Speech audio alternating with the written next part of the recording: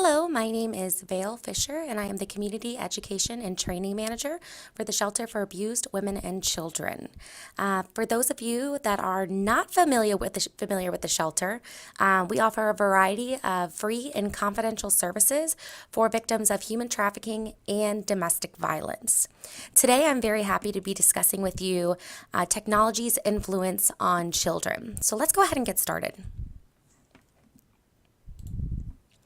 So today we're going to talk about a little bit of the concepts of domestic violence and how the media influences our different power structures, and also about how human trafficking can relate to your child's use in technology. So though the technology's influence on the children is very, very vast, we want to sort of narrow in on things that directly tie to our mission and things that we can assist in and the things that we specialize in. So what is domestic violence? Luckily, we have a variety of campaigns in which people are very familiar with the concepts of domestic violence and know that it can be any sort of assault, battery, aggravated battery, sexual assault. I mean, it goes over many different topics. So we're not just focusing on physical violence. We're also focusing on emotional violence. We're also talking about spiritual violence. We're talking about mental violence. We're talking about sexual violence. It all sort of overlaps and becomes and manifests into what we know today as domestic violence. And unfortunately, there are so many women and even men that are being affected by this. And so how does social media play a role within our relationships? I think we all can take a minute to sit and think and come up with the different ways that we think it can influence us. But let's go a little bit deeper into some of the things that kids see online. For example, something like this is out all the time. There's something that the kids call as memes, okay? So that is MEMES, memes, and they love them. This means that they're just usually pictures and just kind of like this, and it has text on it, and it creates some sort of joke. Not only that, but the kids can make their own memes, take pictures of each other, and write text on it, and then send it out to all their friends. So it can be quite intimidating when we talk about cyberbullying or the concepts of a relationship. So let's take a look at this one. It took you 10 minutes to get home. Google Maps says it takes 8. Who is she? So we may laugh. We may go ahead and laugh and think this is funny because we know that this may not be very realistic for a healthy relationship, right? Or even a healthy friendship, because some of our kids, a lot of our kids, they're not in relationships yet. But when I talk about relationships, we're also talking about our friendships and the relationships that we have with our brothers, our sisters, our moms, our dads. So that goes over all different types of relationships. So we take a look at this and we may think it's funny, but a child's going to take a look at this and is going to think that, oh, well, this is funny, this is okay, this is accepted. This is what is the basis of, what I think my experiences will look like in the future, because they most likely haven't had very many experiences, too many, with friends or with family members, and so they're still developing those concepts. Let's take a look at another one. So what's wrong with these? If you cheat on your girl once a month, that's only 12 over 365 days. Still 97% faithful, and that's an A+. So, of course, this is not something that we feel is perfectly a rational way of saying if it's acceptable or not. We have our own boundaries, which we can talk a little bit about later, for our own boundaries and our expectations and our values that we are placing within ourselves, and therefore also expressing to our partner or our friends or our family to make sure that those boundaries are respected. If you respect the boundary, all but 12 days out of the year, you're still okay. No, that's not really the case, right? But when we're constantly seeing things on our kids' feeds about this, they're already learning about how a relationship should go when they're not even at that point themselves. So if you have this and you're reading it for 10 years, you're reading it for 15, 16, 20 years, and then, your child grows up and is in a relationship, this may be something that becomes a norm, and that's something that we're trying to avoid. If your girl laughs at another guy's joke, looking at the right side, you got to write down that joke and say it a month later. If she doesn't laugh, she's cheating. So again, we're looking at irrational ways to detect crossing each other's boundaries, right? So these are not healthy ways that we can communicate with our partner. In fact, it really is, both of these aren't really including any sort of communication at all. And so that's not something that we're really trying to encourage when it comes to our children. In our friendships, relationships, or within our family. So this is somewhat of a point I like to make out, because some parents, they've never even heard of a meme. And every kid, I've gone to different classrooms or I've had different sessions with children, and we talk about, the internet, and they always talk about, oh, look at this meme, or how funny this meme is. So it's really more common than you think. For those of you that might be on Facebook and are frequent with that, sometimes you'll see a lot of those out. So we think it's funny, we think it's harmless, we think, what is it? But remember, our children are seeing this every single day, and if we don't have conversations about values, respect, and boundaries, and things that we want them to discover about themselves, then unfortunately things like technology or the internet may ingrain those values for them. So that's just something that I like to bring up within my presentations. Okay, and so let's also talk a little bit about human trafficking. So human trafficking, we serve victims that have been trafficked as well, and that can be for sex trafficking or for labor trafficking. This may be a child and they recruit through a variety of ways, which we can go ahead and take a look at as well. And they're found and they're taken, and they usually often go missing. And so it's just something that we really like to harp and take a look at. You don't necessarily have to have the conversation with your children about trafficking and this is what it is and you're going to be taken for these things. That's completely the parent's decision to decide how much they'd like to disclose to their child. However, we really do want to put an emphasis on safety. So, how prevalent really is this? Is this really a conversation we need to have with our children? And the answer is yes, because if we take a look at our statistics, there are 20,000 children between 5 and 6 that are being trafficked yearly. And so that's globally. Then we have 1.2 million minors that are being trafficked total. So that's just such an alarming number. And we look at trafficking as a profit. $150 billion annually is spent on trafficking. So these are people that are purchasing people. They're not seeing them as people. They're seeing them as a commodity, as a service. And once that individual is taken, it's usually that victim has a 7-year lifespan before, unfortunately, something else happens to them, or that there can be a variety of outcomes, but none of which are usually favorable, because the 1% of trafficking victims are ever rescued. So think about, this is all the data that we do know. Think about all the rest that we don't, because we are never being put in contact with them. And if you look on the left side here, you see this man hanging out of a van. It's kind of like the typical, scene, trying to get him to come in. Maybe he said he lost a dog, or he has candy, or whatever the cliche things that we've learned growing up.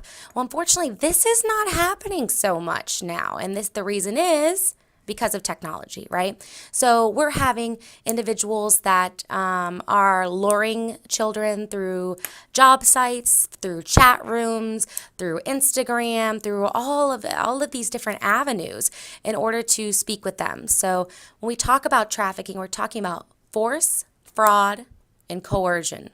And so though they're either forcing the child to be trafficked, saying they don't have a choice, maybe kidnapping them. Fraud being, oh, I have a job for you. I'm going to pay you all of this money to help your family, or I'm going to give you another place to live, or whatever it is that interests the child. And coercion, once that they're involved, they're not allowed to leave. Maybe that trafficker threatens to hurt their family and if they leave. So maybe that person doesn't leave for fear of that. There can be it's a very a dangerous crime, and it's very hard to track because oftentimes these traffickers are moving from place to place to place. So by the time even word gets out of a missing child within a county, if they're being trafficked, it won't be long until they're into another county and maybe another and another. And so it is very frightening. And my goal and our goal with the shelter is not to frighten anyone. It's to give parents as much information as possible to empower them, to let them know that this is really happening and it's unfortunate and that it's happening out there. But with the knowledge that we do have, we can make our decision as parents on what sort of protective measures we want to put in place and what sort of conversations we do want to have with our child. Okay, so when we talked about some of the signs, this is some of the examples of what the signs look like. So it's a lot of times these signs are going to offer above average pay to below average experience, which often appeals to children. So we look over here on the left and you can earn, $100 per week. You can work whenever you want. There's free trips. We'll pick you up. You can be 14 and up. You get bonuses. Bring your friend. It doesn't make sense. This sounds almost too good to be true, right? And call now. Call here and you're going to ask for just first name. So we don't even know what this person was going to be doing, let alone who they're really talking to. Same up here. We have summer work. Even with no experience, this is how much it is. Text me. Again, it kind of raises a little bit of alarm of, what is really going on here. And there's been a lot of these signs that have been, reported and found to be linked to trafficking. So when we talk about the conversations that we're going to have with our children, we want to talk a little bit about, if you look for a job, how would you look for a job? How would you know if a job is safe? If you're interested in a job, would you tell me if I'm the parent? Would you tell me? Could we look for one together? The last thing we want is the child doesn't have any idea, and one day they hear their friends are getting a job when they get older, and they want to help out, and they see one of these signs. Oh, wow, help wanted. I can make $500 a week. I can help out around the house. This is going to be great. And then they text and they meet up with that person, and then we don't hear from them. That's the last thing that we want to be happening. So when we talk about trafficking or we talk about having conversations with your child, we're not necessarily saying, painting them this gruesome pictures. We're just saying, hey, how do you know if a job is safe? How do you know if it's not? What sort of things would you look for? How do you know if a person is safe? Same thing with online chat rooms. These things can be placed up on Instagram or on Facebook or on different sites. Where are they looking for that? If it does come up, do they know who they're speaking to? And so that's just something that we want to be able to talk to our children about. And so this video that I'm about to play is really interesting because we have a lot of different parents that may say, well, my child knows better. And we do our best to make sure our children know better and to make sure that they are aware when being online. But when it comes down to it, sometimes the children still do tend to keep going with their curiosity. So this is just a video where this man, with the parents' permission, he pretended to be a 14-year-old boy to see if their child would agree to meet him without even knowing him or anything. And so it just shows how extreme it can get and how the parents were so shocked and how even if you've had a conversation with your child about safety, this never gets it old, and you can never start these conversations too young just about being safe, because there will come a time, or there may come a time, where they're faced with a decision to enter a dangerous situation or to not. So let's go ahead and take a closer look at this video.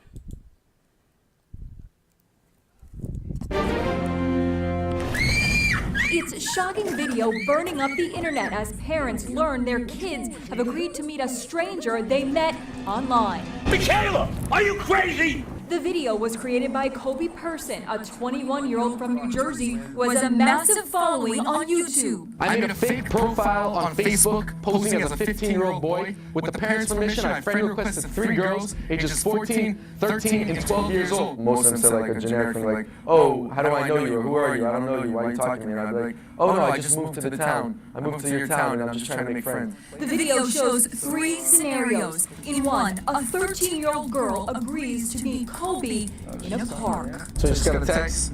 My parents just left. I can be at the park in 10 minutes. Michaela?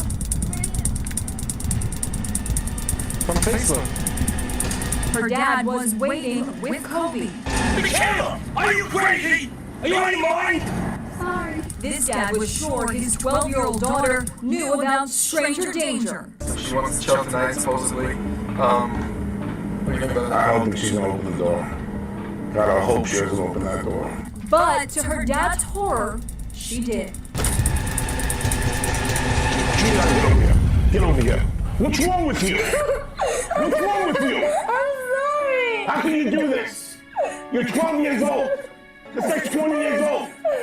And in the last case, parents wait in a van. Mom thinks she taught her 14-year-old daughter to know better. Do you think she's gonna go through with this? No way. Absolutely not. I don't even believe it's her.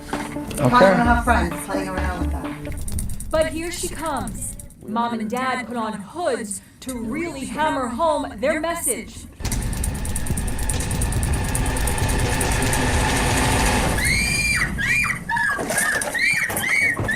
Jenna, stop it. Your mother and father. Jenna. What are you thinking? They did a good job, but I wanted it to be a little more scary. Was Toby afraid the young girls might be traumatized? Whatever trauma they had, it would be 100. These are the same girls that would have been in a real life situation, and it would have been 100 times worse. Liz Stern is CEO of DivaMoms.com. My immediate reaction to this video was, of course, that it was scary, but at the same time, I thought it was amazing, and I think that children and teens and tweens everywhere need to watch this video.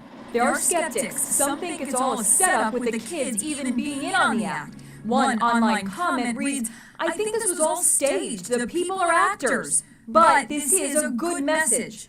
Kobe says it's all real and just wants to teach kids a lesson. So far, more than 25 million people have seen the video.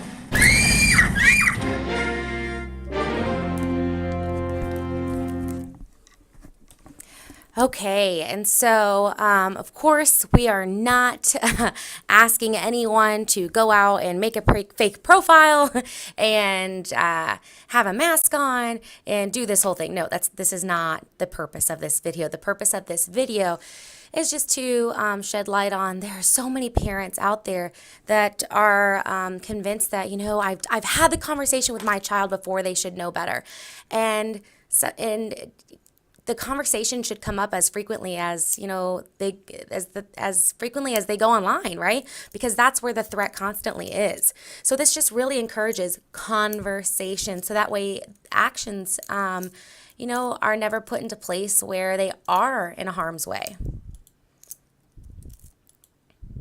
So what can you do? Okay, we've learned a little bit about, okay, I've talked about domestic violence. I know how it can set an example for my child's relationships, and, you know, I know a little bit about human trafficking, and I know that there can be a little bit of a risk in regards to that. So what can I even do? And so there are a couple things that we want you to consider. So we want you to stay up with your community's news and your resources while paying attention to your own surroundings. If you're picking up your child from school and you're seeing those signs being placed outside, please make sure to say something to someone. Make sure to call our hotline, or even the National Human Trafficking's hotline. And I'll give that to you in just a moment. Also, we don't want to hesitate to have our own conversations with our children. So maybe you're thinking, yeah, you know, my child's young and I do want to have a conversation with them, but I'm really not sure where to start. So we have the Stop, Think, Connect campaign, and that's from the Department of Homeland Security. So if you have your cell phone out or anything like that, you just want to take a picture of this page and you Google that Stop, Think, Connect campaign. Usually that'll already link you to the Department of Homeland Security, and it gives you a packet of just what conversations to have and where to start and how to go about that. Another thing, you want to become an advocate in your own community. So now that maybe you've learned something about human trafficking or about the ideas of relationships or about how being online all the time can affect a child, make sure to be able to speak up in what you're involved with. Does the school provide computer time? And, if the child's at school, and are those computers monitored? It doesn't necessarily have to be down to if maybe your child doesn't have a cell phone. So do their friends have cell phones? What sort of things do they look at? How do they make friends?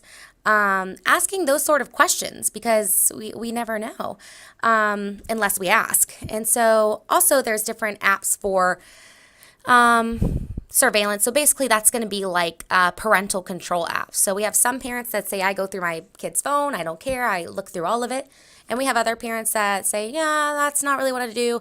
I just want to make sure there's a parental control on there so it keeps them away from certain maybe chatting sites or certain websites. Again, I will never be the person to tell someone how to parent. That is completely up to the parent. I just am here to educate and to offer options. And of course, you want to keep in contact with us. So, or the Shelter for Abused Women and Children. You are more than welcome to contact me personally. And I believe we have our contact here. Perfect. So this is our number. This is our outreach number right here. And so we're open Monday through Friday. We do have a 24/7 crisis line. Maybe you have an emergency question. You or your friend is in danger, or you fear you may be in danger. This is 24/7. You can call this hotline. And this hotline also will be tied to a manager. So for some reason, that advocate doesn't have the direct answer for you, there is a manager that is standing by, ready to be called at any time of the day or night to assist you and assist that advocate with you. So that's something really great to know, that, just because something happens on a Friday night or a Saturday night, it doesn't mean that we're not there. We're always going to make sure that we are. And again, my name is Vale Fisher. You can feel free to email me if you have any questions, concerns. Maybe you want to have a conversation with your child and about internet safety, and you sort of just don't know where to start. Maybe, if they're the age of 5 or 6 and you kind of want some other ideas or even some book references to kind of go over with your child, I would be happy to personally recommend some for you. Or if you have any other circumstances that are involved and you have some questions and want to know about us, you can always ask for me. If you call, here's my extension, 259, my email. If you are also involved in a group of parents or in a club and you want to learn about anything to do with human trafficking or domestic violence, we have a variety of services and so many presentations that we do. And I am usually always available in person. And so just feel free to contact me with any questions or concerns.